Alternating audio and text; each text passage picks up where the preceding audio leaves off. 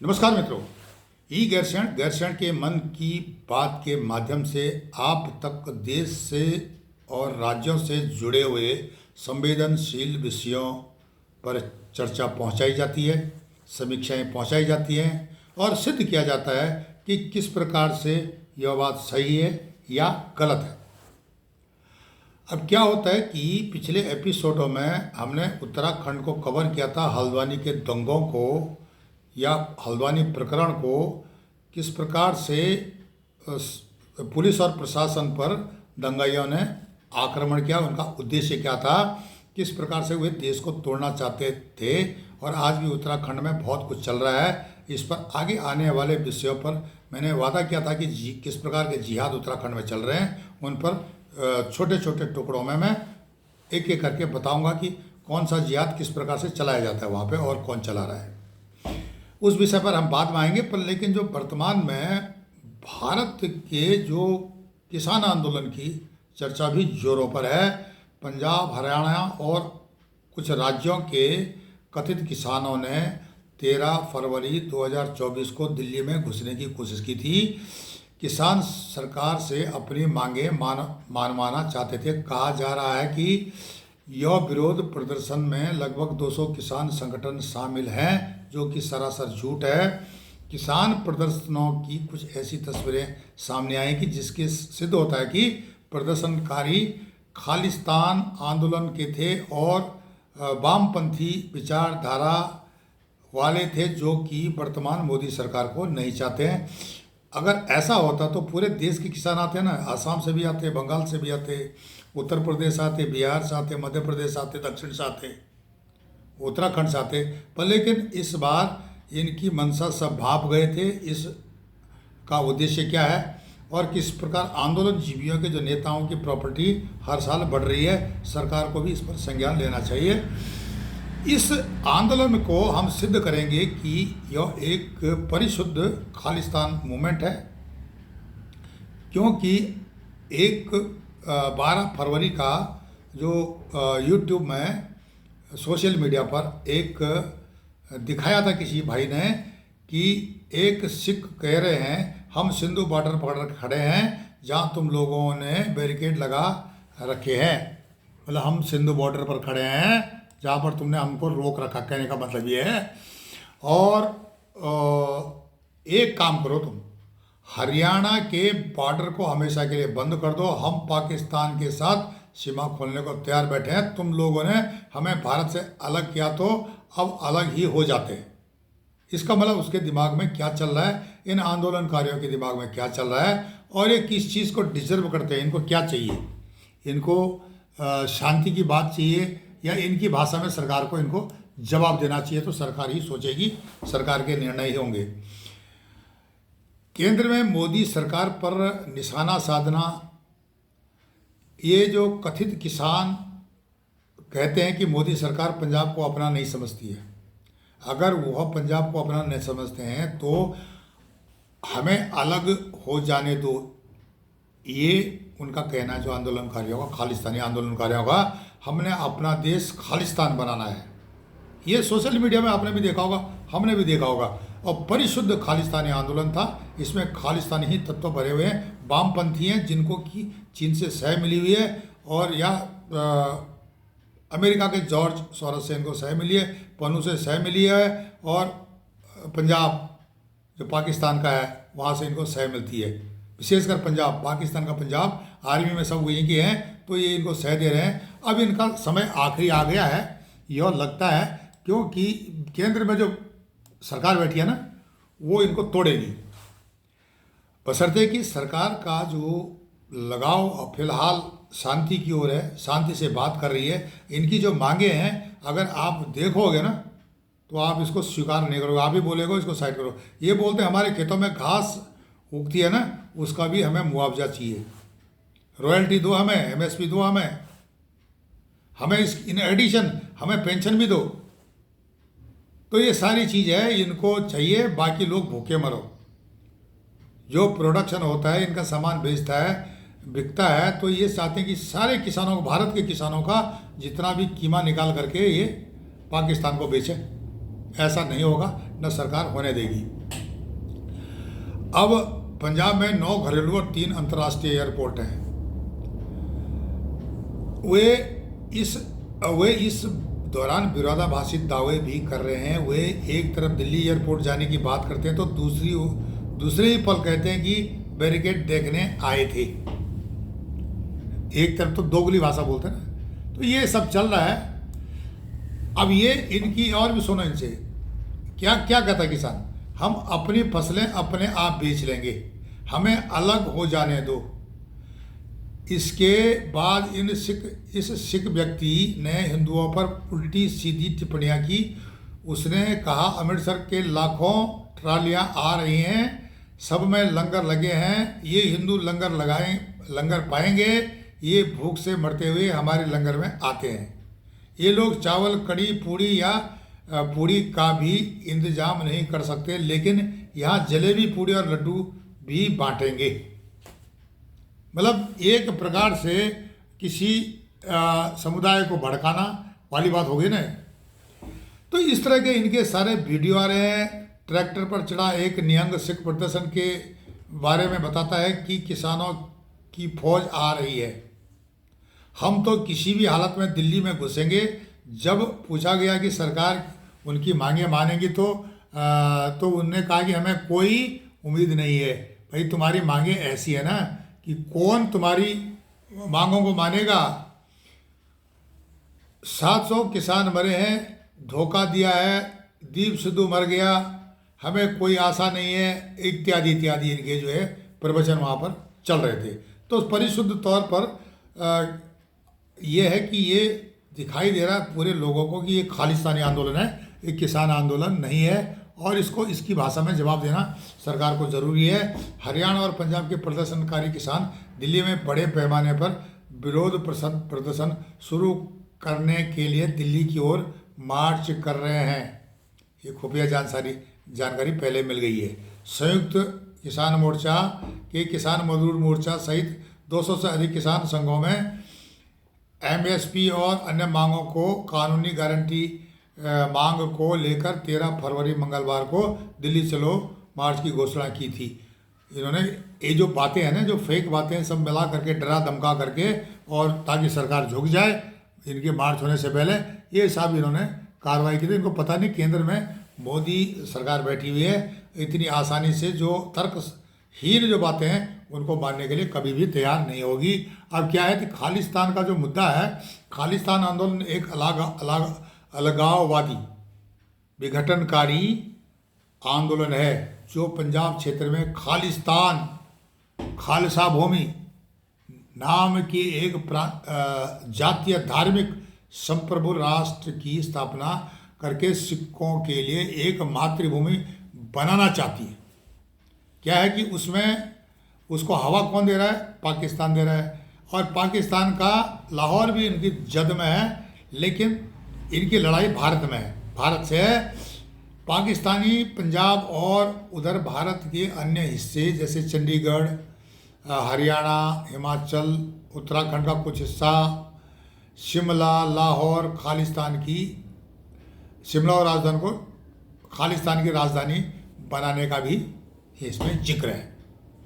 तो इनकी जो सोच है विघटनकारी है, देश को तोड़ने वाली है, जो कि किसी को स्वीकार्य नहीं है, बशर्ते कि किसान आंदोलन की आड़ में आज खालिस्तान आंदोलन साफ दिखाई दे रहा है। और ये सोशल मीडिया का ज़माना है, कोई बात छुप नहीं सकती है, सबको पता है। इससे पहले 1950 के दशक से पहले क्या क्या हुआ, ये है कि 1733 से 1799 तक पूर्वी पंजाब पारसद शासन किया। किसने? सिख शासकों ने। और सिख साम्राज्य में एकीकृत नहीं किया गया। 1999 से और 1849 तक इसको संघ के सिख राज्य में इसको शामिल नहीं किया गया।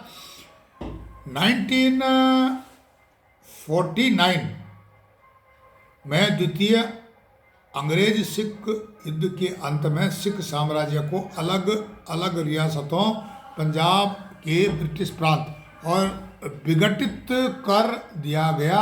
नए विजित क्षेत्रों में ब्रिटिश बांटो राज करो, ब्रेक एंड रूल प्रशासनिक नीतियों ईसाई मिशनरियों द्वारा हिंदुओं, सिखों और मुसलमानों को धर्मांतरित करके कथित सफलता के लिए आम धारणा के जवाब में धार्मिक राष्ट्रवादी आंदोलन उभरे थे। भारत का धार्मिक समुदाय एक जमीनी स्तर पर धार्मिक पुनरुत्थान पर था। 1930 के दशक में जैसे ही ब्रिटिश साम्राज्य का विघटन शुरू हुआ, सिखों ने सिख मातृभूमि के लिए अपना पहला आह्वान किया। जब मुस्लिम लीग के लाहौर प्रस्ताव में पंजाब को एक मुस्लिम राज्य बनाने की मांग की गई थी, तो उस समय अकालियों के दिमाग में ये बात आई कि इधर तो हिंदू राष्ट्र बन जाएगा, उधर जो है मुसलमानों का राष्ट्र बन जाएगा, इस्लाम राष्ट्र बन जाएगा, हमारा क्या होगा। अकाली दल ने खालिस्तान की कल्पना एक धार्मिक राज्य के रूप में की थी, जिसका नेतृत्व पटियाला के महाराजा नेतृत्व में एक कैबिनेट सहायता से किया गया था। इसमें अन्य इकाइयों के प्रतिनिधि शामिल रहे। देश में वर्तमान पंजाब, पाकिस्तान, लाहौर सहित और शिमला हिल स्टेट्स के कुछ हिस्से इसमें शामिल थे। उत्तराखंड का भी हिस्सा कुछ बताते हैं कि उन्होंने इसमें दावा किया था। 1947 में भारत के विभाजन से पहले लुधियाना जहाँ सिखों की आबादी लगभग 42% थी के अलावा विभाजन पूर्व ब्रिटिश पंजाब प्रांत के किसी भी जिले को सिख समुदाय में नहीं रखा गया था, बल्कि प्रांत इसके स्थान पर आधार पर क्षेत्र में जिलों या हिंदू या मुसलमान का बहुमत था। ये जो धर्म के आधार पर जो वहाँ पर प्रेजेंट थी पॉपुलेशन की, इसको जो है भुनाया अंग्रेजों ने। अंग्रेज जाने से पहले चाहते थे कि ये भारतीय जो है आपस में लड़ते रहें, और इसका परिणाम जो है कि ये बन गया, पाकिस्तान बन गया। आप देखें ना, सिख इतिहासकार हरजीत सिंह ओबेरॉय का तर्क है कि सिखों और पंजाब के बीच ऐतिहासिक संबंधों के बावजूद क्षेत्र कभी भी सिख आत्म परिभाषा का एक मूर्ख तत्व नहीं रहा। इसका उनका कहना है कि सिख धर्म के साथ पंजाब का जुड़ाव एक हालिया घटना है जो 1940 के दशक से उपजी है। ये सिख इतिहासकार हरजीत सिंह ओबेरॉय साहब बताते हैं। ऐतिहासिक रूप से सिख धर्म के अखिल भारतीय होना, गुरु ग्रंथ साहिब सिख धर्म का मुख्य ग्रंथ होना, उत्तर और दक्षिण भारत के दोनों संतों के कार्य से लिया गया है।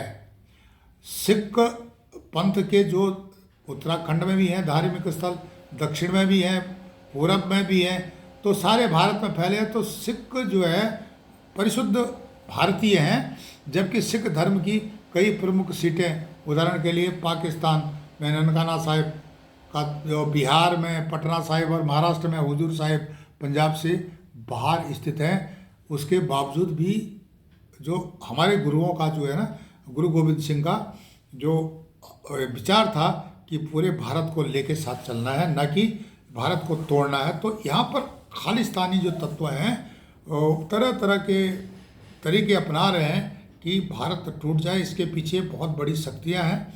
इसमें पाकिस्तान का मुख्य रूप रहा है। उसके अलावा अमेरिका में बैठा हुआ जॉर्ज सोरोस जो सरकारें गिराता रहता है दुनिया भर की, साथ साथ पन्नू जो कि पाकिस्तान का मुहरा है, कनाडा का मुहरा है। कनाडा में जो हरित क्रांति जब भारत में आई तो उसके बाद जो है पंजाब में कैसे सिख गए, क्यों, कांग्रेस की गलतियों के कारण आज जो है खालिस्तान जैसी डिमांड बढ़ी है जो कि देश को तोड़ने वाली है। और आज भी कांग्रेस चाहती है कि अगर मुझे सत्ता नहीं है तो मैं इसको हवा दूंगा।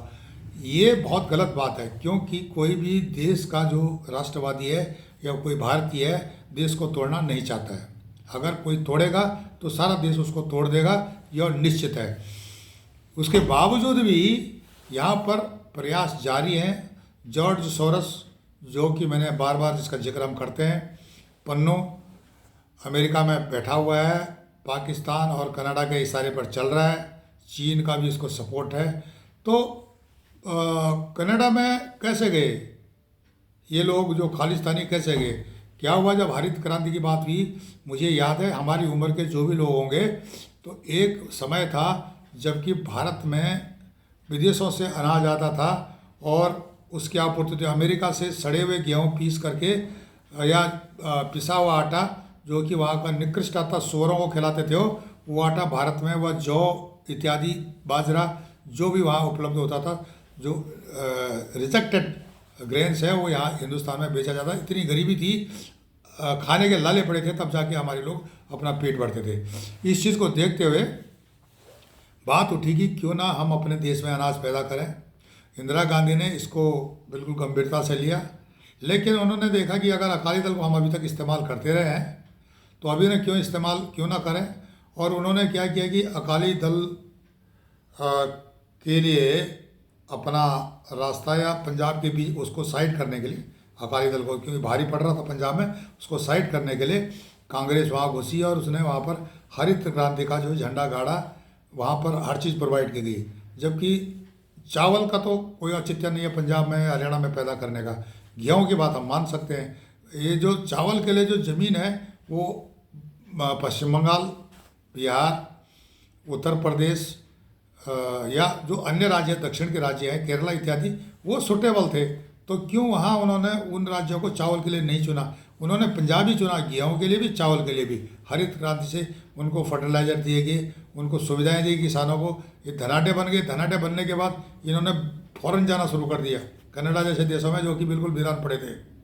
वहाँ जाने फ़ौरन जाने का ही नशा चढ़ गया, इतना पैसा हो गया था। और वहाँ पर जो काम करने के लिए बिहार यूपी से खेतिहर मजदूर लाने शुरू कर देते, सस्ते रेटों पर बंधुआ मजदूरी कराई गई। यहाँ तक कि अगरतला से, मैं उस समय अगरतला में था, तो क्या होता था कि 1971 के बाद बांग्लादेश में बहुत गरीबी हो गई थी, तो एक बकरी दो और 4 आदमी लो, ये कंडीशन हो गई थी। उनको जो है ये एक जो वहाँ के पंजाब के जो इतने ठेकेदार वगैरह थे उनको भर भर के लाते थे, उनसे बंधुआ मजदूरी कराते थे। सरकार कांग्रेस की थी, यह सब चल रहा था, लेकिन पूछने वाला कोई नहीं था। अब जिस कारण आज बड़ी संख्या में रोहिंग्या बांग्लादेशी यहाँ बैठे हुए हैं, यह भी एक मुख्य कारण रहा। तो इस प्रकार से ये सेठ बन गया और इनकी टौड़ और बन गई। इनको हवा देने के लिए जो अंग्रेज़ों का भी कम योगदान नहीं रहा, चाहे वो ब्रिटेन के हों, चाहे अमेरिका के हों, चाहे कनाडा के हों। बशर्ते आज जो है कनाडा, ब्रिटेन, अमेरिका मोहताज है भारत के लिए। चीन तो चाहता है, क्योंकि चीन के लिए सबसे बड़ा कंपटीटर भारत है एशिया में, तो चीन तो चाहता है हवा और बढ़े और बढ़े और बढ़े, और भारत में जो उसका एक कंपटीटर पैदा हुआ है वो उसकी प्रोग्रेस रुक जाए, क्योंकि अगर भारत की प्रोग्रेस रुकेगी तभी तो चीन का माल बिकेगा। ये सारी बातें हैं। तो ये खालिस्तान का जो मूवमेंट है, इसके पीछे मोटी मोटी बातें हमने आपको बता दी हैं कि इसकी सोच कौन थे डालने वाले, अंग्रेज थे। उसके बाद कांग्रेस ने अकाली दल के साथ मिलकर के इसको हवा दी अपने चक्कर में। भिंडरावाला जैसे लोग पैदा हुए, वहाँ पर जैसे हमारे पवित्र स्थान पर जो है जो कांड हुआ सबको पता है, इंदिरा गांधी की हत्या हुई इसी चक्कर में। और ये चलते चलते क्या है कि आज स्थिति है कि आज भी इस प्रकार की मोटी खोपड़ी वाले जाहिल, जिनकी की बुद्धि नहीं है और लालच में या बुद्धि है, लेकिन वो पैसे के लालच में यह सब काम कर रहे हैं। इनकी देखो किसान आंदोलन में इनके ठाठ कितने हैं वहाँ पे, ये फॉरेन की दारू पी रहे, इनके पास नंबर 1 की लग्जरियस लाइफ, वहाँ पर 6 महीने का राशन लेके चले, तो बिना पैसे का थोड़ी चले हैं। और इसमें किसान कम है, आंदोलनजीवी ज़्यादा हैं और खालिस्तान मूवमेंट वाले ज़्यादा हैं। तो इसलिए जो है भारत के जितने भी लोग हैं इस चीज़ को समझते हैं कि ये एक किसान आंदोलन नहीं है, यह एक भारत तोड़ो आंदोलन है। सारे भारतवासियों को चाहिए इसका बहिष्कार करें, सरकार को चाहिए इनके खिलाफ कड़ा से कड़ा जो है एक्शन लें। आप हमारे चैनल ई गैरसैंण को लाइक करें, सब्सक्राइब करें, कमेंट्स करें और शेयर करें। तब तक के लिए नमस्कार, धन्यवाद।